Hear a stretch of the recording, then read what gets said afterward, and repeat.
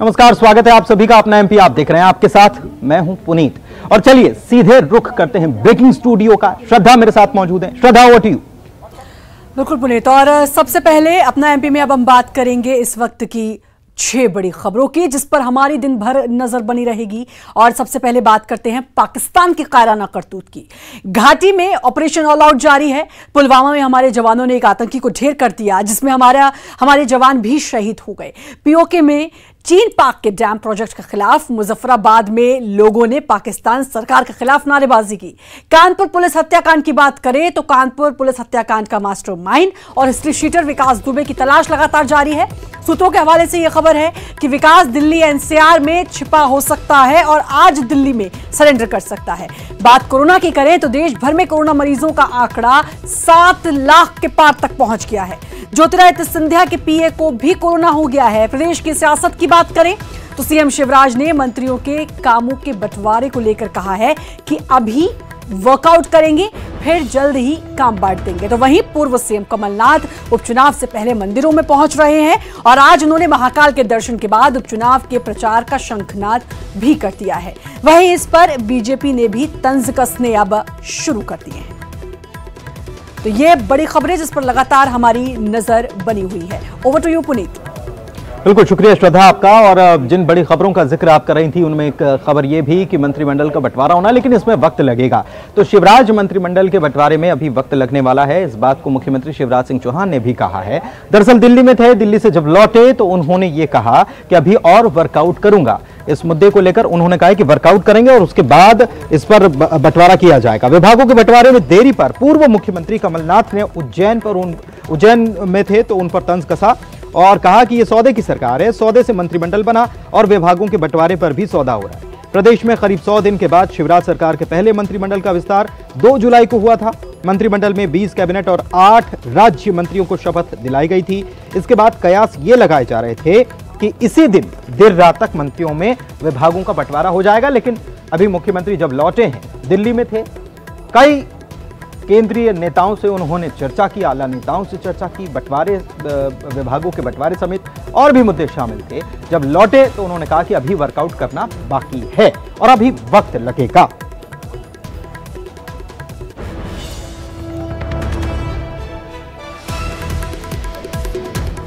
आज शाम तक संभावना है। आज और वर्कआउट करूंगा और जल्दी बांध दूंगा। एक्चुअली क्या है कि माननीय मुख्यमंत्री महोदय जी सब लोगों के बारे में, व्यक्तियों के बारे में, किसकी रुचि किस काम में है, तो योग व्यक्ति को योग काम देने के बारे में चिंतन मंथन करनी चाहिए। ऐसे माननीय मुख्यमंत्री महोदय सबसे संवाद करके और सबके बारे में विचार करके उपयुक्त निर्णय लेंगे। इसके लिए समय की आवश्यकता लगती है। अच्छा, विलम्ब भले ही हो रहा है लेकिन सब सोच समझ के हो, योग्यता के आधार पे हो, अनुभव के आधार पे हो, तो मैं मान के चलता हूं कि उसके बेहतर परिणाम निकलेंगे और राज्य हित में ही होगा। तो इसमें मक्खन बहुत अच्छा निकलेगा। सौदा हो रहा है, सौदा से गवर्नमेंट बनी, सौदे से मंत्रिमंडल बना, सौदे से विभाग बांटे।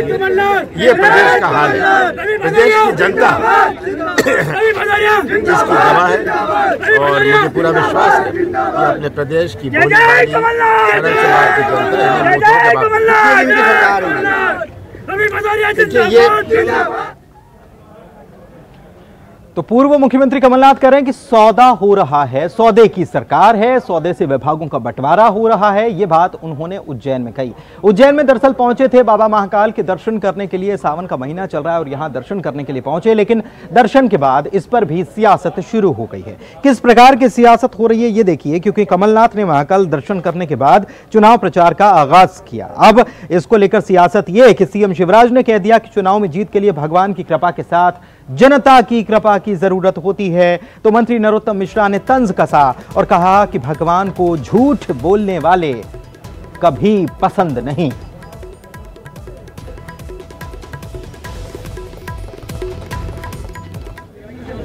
चुनाव तो बहुत पहले ही शुरू हो गया था, तो शंखनाद तो चलता रहता है। और ये मेरी इच्छा थी कि आज का दिन एक ऐसा दिन है कि मैं आऊं और आशीर्वाद। मुझे पूरी आशा है कि भगवान महाकाल के सिंहस्थ में जब भाजपा की सरकार ने भ्रष्टाचार किया था, सिंहस्थ का बड़ा घोटाला किया, तो भोलेनाथ ने भारतीय जनता पार्टी को सजा दी थी, उनकी सरकार चली गई थी। अब वो जहाँ से चाहे करें, ऐसा है चुनाव जीतने के लिए भगवान की कृपा के साथ साथ जनता की कृपा की जरूरत होती है, और जनता उन्हीं पर कृपा की करती है जो जनता के लिए बेहतर काम करते हैं। भगवान को झूठ बोलने वाले और धोखा देने वाले कभी पसंद नहीं आते।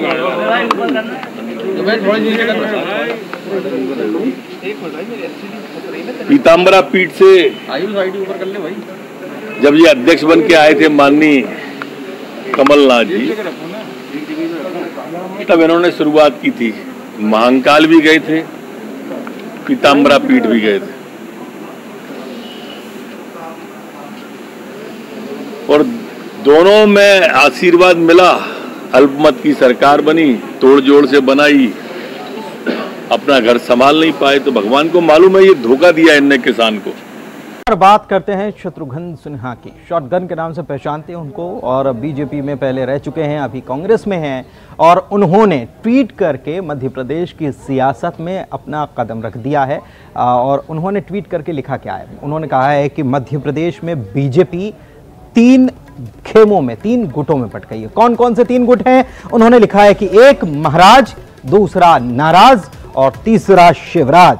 एमपी की सियासी लड़ाई में शत्रुघ्न सिन्हा कूद पड़े और ट्वीट करके बीजेपी पर तंज कसते नजर आए।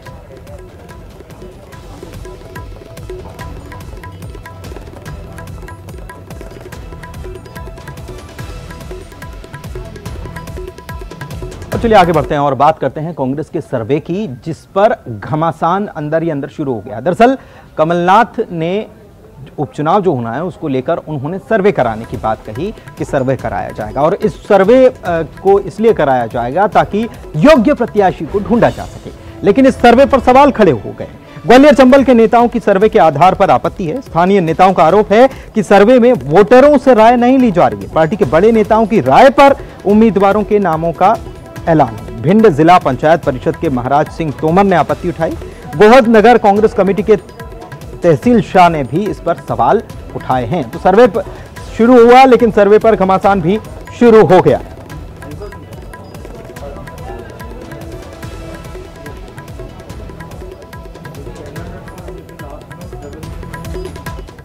प्रदेश अध्यक्ष कमलनाथ जी को इस बात पर गहराई से विचार करना चाहिए कि मेन सर्वे होती है जनता की, वोटर की। तो सर्वे वाले जाते हैं, वो वोटर से तो कोई संपर्क कर ही नहीं रहे। तो मेरे हिसाब से ये सर्वे एकदम बिल्कुल गलत है, और इस पे हमारे माननीय डॉक्टर साहब, सर्वे हमारे माननीय कमलनाथ जी प्रदेश अध्यक्ष हैं, वरिष्ठ नेता हैं, पूरे देश की राजनीति है, उनके अनुभव के आधार होगा सर्वे के आधार पर सफलता मिलती हो तो उनका सर्वे कराना कोई अनुचित नहीं है। लेकिन मेरा कहना यह है कि सर्वे के बाद स्थानीय लोगों से भी सलाह मशवरा करना उचित होगा, क्योंकि कभी कभी सर्वे राजनीतिक समीकरण कारण, सामाजिक जाति समीकरण के कारण भी सर्वे। देखिए, कांग्रेस पार्टी में 24 उपचुनाव को लेकर गुटबंदी, गोलबंदी लगातार जोरों पर है। सबके सामने बयान आ रहे हैं, बड़े बड़े नेताओं के बयान आ रहे हैं। दिग्विजय सिंह जी का राकेश चौधरी के खिलाफ बयान आया, डॉक्टर गोविंद सिंह जी का, अजय सिंह जी का आया, प्रेमचंद गुड्डू को लेकर उनके तमाम पदाधिकारी और जनप्रतिनिधि विधायकों का आया। तो वहाँ टिकटों की जो जिस प्रकार से छीना झपटी चल रही है वो किसी से छिपी हुई नहीं है। लेकिन दूसरी ओर ये भी सच है कि इन विधानसभाओं के भीतर इनके लिए प्रत्याशियों का टोटा। चलिए आगे बढ़ते हैं, अगली खबर की बात करते हैं। बीजेपी समर्थित नगरीय निकायों के अध्यक्षों ने मुलाकात की गोपाल भार्गव से, और मुलाकात का उद्देश्य ये था कि कार्यकाल को बढ़ा दिया जाए। नगरीय निकाय के कार्यकाल को बढ़ाए जाने की इन लोगों ने मांग की है। मंत्री गोपाल भार्गव ने इस पर बयान दिया है कि विकास कार्यों के लिए प्रशासनिक अधिकारियों के बजाय जनप्रतिनिधियों के हाथों में कमान सौंपी जाए, ये जरूरी है। भले ही पदनाम बदल दिए जाएं या कुछ और नियम बना दिए जाएं, लेकिन ये बदलाव की आवश्यकता है, उन्होंने ये बात कही। निकायों की सत्ता होना और उसका संचालन किया जाना, मैं मान के चलता हूं कि ये एक लोकतांत्रिक जो भावना होती है हमारी जनतांत्रिक, जिसमें चुने हुए प्रतिनिधि के हाथ में ये सब होना चाहिए। उसके अनुरूप नहीं है और इस कारण से आवश्यक है कि हम एक बार इस बात पर विचार करें कि जैसे ग्रामीण संस्थाओं में ये अधिकार दिए गए थे कि जब तक नए चुनाव नहीं होते हैं तो पुराने लोग ही भले ही बदले हुए नाम से वो ग्राम प्रधान के नाम से किसी भी नाम से हिस्सा लें। उसी तरह से नगर निकाय में प्रतिनिधियों के लिए ये अधिकार मिलना चाहिए। चुनी हुई कमेटी निर्वाचित या फिर प्रतिष्ठित लोग जो हैं उनकी समिति हो और जो अभी निर्वाचित लोग काम कर रहे थे इन्हें भी काम करने का अवसर मिले, भले एक सीमा के साथ मिले, कुछ बंधनों के साथ मिले, कुछ नियम बना के मिले अलग से, लेकिन मैं मान के चलता हूं कि लोकतंत्र में जनप्रतिनिधि अधिकारी से बेहतर समझ रखते हैं, खासतौर से जनता की समस्याओं के बारे में। चलिए आगे बढ़ते हैं, बात करते हैं रामनिवास रावत की। श्योपुर के विजयपुर से पूर्व विधायक रहे और साथ ही कांग्रेस के प्रदेश कांग्रेस के कार्यकारी अध्यक्ष रामनिवास रावत के ऊपर प्रशासन लगातार शिकंजा कसता जा रहा है और उनकी मुश्किलें भी बढ़ती जा रही हैं। 4 दिन पहले उनके निर्माणाधीन पेट्रोल पंप की एनओसी निरस्त किए जाने के बाद सोमवार को कलेक्टर राकेश कुमार श्रीवास्तव ने उनके विजयपुर स्थित स्कूल और कॉलेज की जमीन को भी सरकारी घोषित कर दिया है। इससे रामनिवास रावत की मुश्किलें और भी बढ़ती जा रही हैं। इधर प्रशासन की इस कार्रवाई से दिग्विजय सिंह ने अफसरों को चेताया है कि सत्ताधारी दल का एजेंट बनकर कार्रवाई करने वालों पर कांग्रेस की सरकार आने पर एक्शन लिया जाएगा।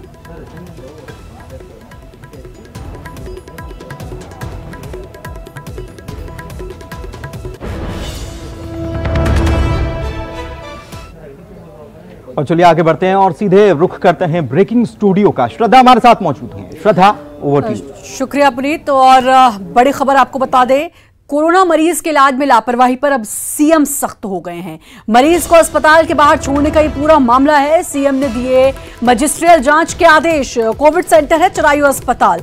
चिरायू की एम्बुलेंस ने मरीज को अस्पताल के बाहर छोड़ा था और अब ये इस पूरे मामले में सीएम ने संज्ञान लिया है, सख्त रुख अख्तियार किया है।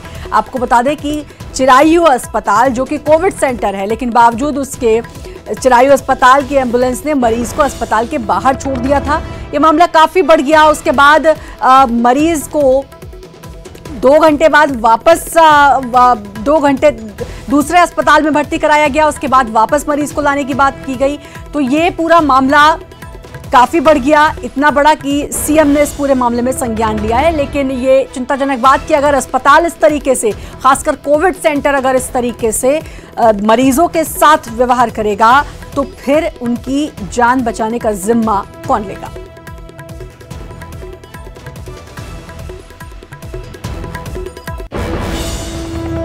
राजधानी भोपाल में दिल दहलाने वाला मामला सामने आया है। इस पूरे मामले में एक लाश को जो है यहाँ पर हॉस्पिटल के कुछ लोग पटक के चले गए। उसी हॉस्पिटल के मैं पास मौजूद हूँ। जो सीसीटीवी फुटेज सामने आए उसके अनुसार लापरवाही साफ तौर से नज़र आ रही है। हमारे साथ हॉस्पिटल के चीफ मैनेजर उदय दीक्षित जी मौजूद है। सर, मैंने भी सीसीटीवी फुटेज जो आपने बताया वो देखा, आपके हॉस्पिटल में लगे थे।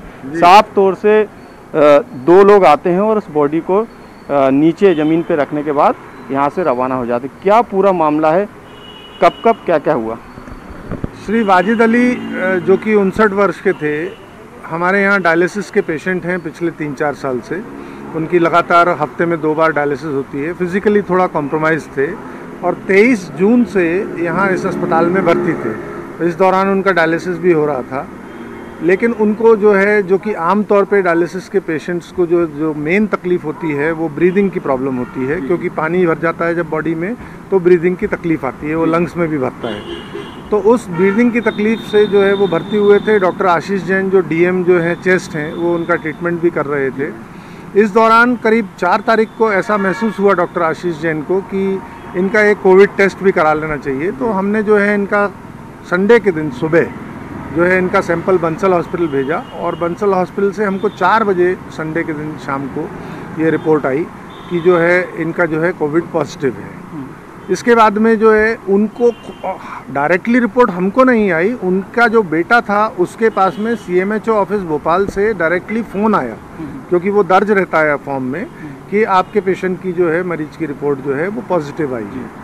उसने हमें बताया और हमको फिर साथ साथ ये भी बताया उसने कि हमें ये ऑप्शन दिया गया है कि या तो आप एम्स हॉस्पिटल चले जाओ या चिरायू या फिर 1250। तो उसने ये डिसाइड किया कि हम चिरायू जाएंगे। तो CMHO हॉस्पिटल द्वारा चिरायू हॉस्पिटल को ये खबर दी गई कि एक पेशेंट जो है वहाँ से कोविड-19 का लेके आना। तो सोमवार को जो है करीब मान के चलिए 5:30 बजे के आसपास जो है उनकी एक एम्बुलेंस आई और आके फुटेज में नजर आ रही है, एक ड्राइवर और एक और अटेंडर था, वो लेके यहाँ से जाते हैं। उस पेशेंट को पीछे की तरफ लिटाया, लिटाने के बाद में जो है दरवाज़ा बंद कर दिया, पीछे उसके साथ में कोई भी मेडिकल अटेंडेंट नहीं था और वो यहाँ से लेके रवाना हो गए। ठीक है, फिर उसके करीब 7:30 बजे फिर से CCTV फुटेज में 2 घंटे के बाद में 7:17 पे मेरे डॉक्टर के पास में एक ड्राइवर का फ़ोन आया कि पेशेंट की तबीयत बहुत ख़राब हो रही है, हम वापस ला रहे हैं। इस दौरान जो है हम अपनी ICU को सील कर चुके थे, उसमें 1 पेशेंट 2 पेशेंट और थे, उनको हमने ऊपर अपने प्राइवेट वार्ड में आइसोलेट कर दिया था और ICU को फ्यूमिगेट कर दिया था क्योंकि कोरोना पॉजिटिव मरीज हॉस्पिटल में था और हम लोग ऑथराइज नहीं है कोरोना के लिए ट्रीटमेंट के लिए, इसलिए हमने उसको फ्यूमिगेट। तो हमने कहा भाई हम इस पेशेंट को वापस नहीं ले पाएंगे, आप मत लाइए, आपका इतना बड़ा अस्पताल है, आप वहीं ट्रीट कीजिए। तो कोविड के वहीं पे सेंटर है वो। जी, इसके बावजूद वो जो है करीब 7:30 बजे उस पेशेंट को यहाँ वापस लेके आ गए। हमने कहा कि आप थोड़ा देर रुकिए। बिल्कुल, आप देख सकते हैं कितनी बड़ी लापरवाही है और यदि कोविड सेंटर बनाया गया और यदि मरीज कोरोना पॉजिटिव निकलता है तो जिम्मेदारी उस सेंटर की रहती है, उस अस्पताल प्रबंधन की रहती है कि वो उसका इलाज करे। यदि इलाज के दौरान मौत भी हो जाती है तो उसके लिए भी प्रशासन ने एक व्यवस्था बना के रखी है, लेकिन हॉस्पिटल ले जाने के बाद दोबारा कोरोना पॉजिटिव को उसी हॉस्पिटल में लाना, ये मंशा अभी तक साफ नहीं हो पाई है कि आखिरकार इसकी पीछे क्या वजह हो सकती है।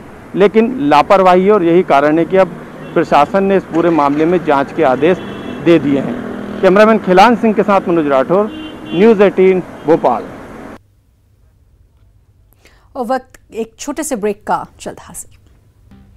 ब्रेक के बाद एक बार फिर से आपका स्वागत है और बड़ी खबर शाहजहांपुर से, जहां बारिश से बाढ़ जैसे हालात हो गए हैं, सड़कों पर पानी भर गया है। शाहजहांपुर की ये खबर आपको बता रहे हैं, जहां बारिश होने से बाढ़ जैसे हालात, पूरी सड़कें लबालब। तस्वीरें आप अपने स्क्रीन पर देख सकते हैं। बारिश से ये बाढ़ जैसे हालात हो गए हैं, लोगों को परेशानियों का सामना करना पड़ रहा है। सड़कें देख सकते हैं आप, कैसे पानी से लबालब भरी हुई हैं, लोगों को आवाजाही में दिक्कत हो रही है।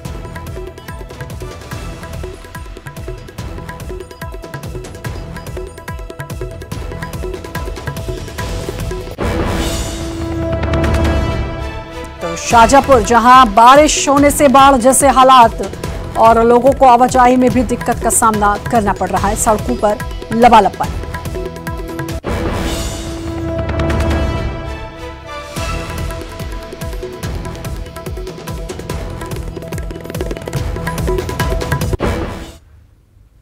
और अब रुख करेंगे न्यूज रूम का। Puneet, over to you. शुक्रिया श्रद्धा। और बड़ी खबर बता दें भोपाल से अपने दर्शकों को, सिंधिया के पीए जो हैं उन्हें कोरोना पॉजिटिव निकला है। और ये बड़ी खबर इसलिए भी हो जाती है क्योंकि जब पीए की रिपोर्ट कोरोना पॉजिटिव आई तब सिंधिया के भोपाल दौरे के दौरान वो साथ में ही थे। ये तस्वीरें देख लीजिए, सिंधिया के भोपाल दौरे के दौरान साथ में थे सीएम शिवराज और सिंधिया के साथ सीएम आवास में भी मौजूद थे और करीब 1000 से ज्यादा लोगों के संपर्क में वो आए थे। तो ये बड़ी खबर आपको बता रहे हैं भोपाल से कि सिंधिया के पीए को कोरोना पॉजिटिव निकला, उनकी रिपोर्ट जो है पॉजिटिव आई है। सिंधिया जब भोपाल आए थे अभी हाल ही में, तब उस दौरे के दौरान भी साथ में थे और सीएम शिवराज और सिंधिया के साथ सीएम आवास में मौजूद थे। 1000 लोगों के कांटेक्ट में आए थे।